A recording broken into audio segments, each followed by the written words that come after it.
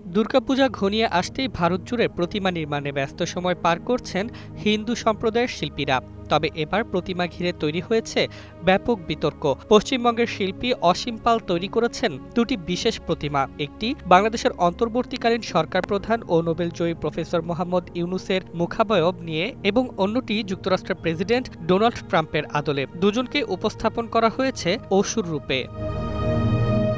সম্প্রতি সৌমা ঘোষ ক্রিয়েশন নামের একটি ফেসবুক পেজে ভিডিও আকারে প্রকাশিত হয় ইউনূস ও ট্রাম্পের মূর্তি। মুহূর্তে ভিডিওটি ভাইরাল হয়ে যায়। শুধু ভারতেই নয়, বাংলাদেশ সহ নানা দেশে এ নিয়ে তুমুল আলোচনা ও সমালোচনা শুরু হয়েছে।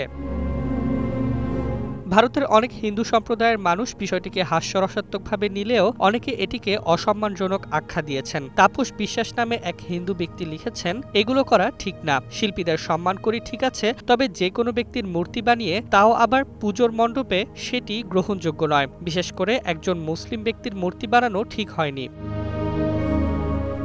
একইভাবে জয় আচার্য নামে আরেকজন লিখেছেন, আমরা আসলে মায়ের আরাধনার জন্য পুজো করছি নাকি মানুষকে বিনোদন দিচ্ছি সেটা বুঝতে পারছি না। নিজের ধর্মকেই যখন আমরা সম্মান দিতে পারছি না, তখন অন্য ধর্মের মানুষ কটাক্ষ করবেই।